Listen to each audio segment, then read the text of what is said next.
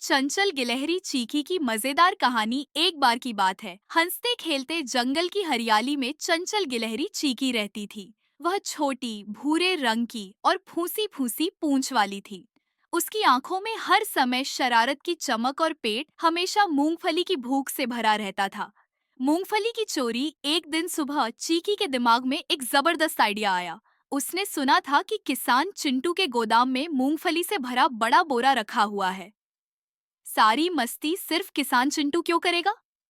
Cheeky ने सोचा। अपनी पूंछ हिलाते हुए और नाक ट्विच करते हुए वह मिशन पर निकल पड़ी। चीकी के दो सबसे अच्छे दोस्त टुटू तोता और गोलू सुस्त कछुआ भी उसके साथ चल दिए।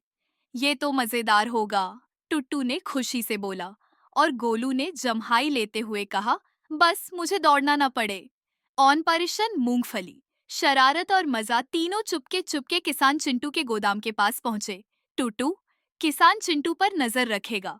गोलू मूंगफली का बोरा उठाएगा। चीकी चोरी करने का काम करेगी, लेकिन योजना के अनुसार कुछ नहीं हुआ। जब चीकी दरवाजे की दरार से अंदर घुसने लगी, तो वह बीच में फंस गई। उसकी फूंसी पूंछ झंडे की तरह हवा में लहरा रही थी। मुझे बाहर निकालो! चीखी चीखी। टूटू हंसते हंसते लोटपोट हो गया और उसे बाहर खींचने के लिए नीचे उतारा। अंदर पहुंचकर चीकी ने मूंगफली का बोरा देखा। जैकपॉट! वह फुसफुसाई। लेकिन जैसे ही उसने बोरे को पकड़ा, किसान चिंटू का बड़ा आलसी कुत्ता ब्रूनो एक आंख खोलकर उसे घूरने लगा। भौं!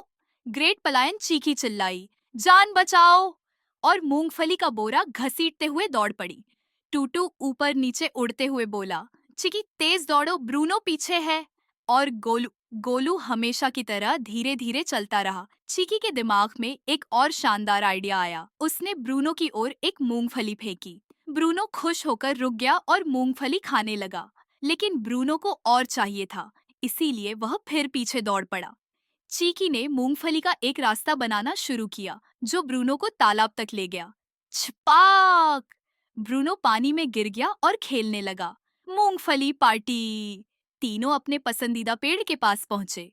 चीकी ने बोरा खोला और सुनहरी मूंगफली बाहर गिरने लगी। उन्होंने हंसते हंसते मूंगफली खाई। उन्होंने जंगल के अन्य जानवरों को भी मूंगफली दी। टूटू डाल पर बैठकर मजेदार चुटकुले सुना रहा था और गोलू एक मूंगफली खाने में घंटों लगा रहा था। किसान चिंटू ने आखिरकार ब्रूनो को तालाब में मस्ती करते देखा।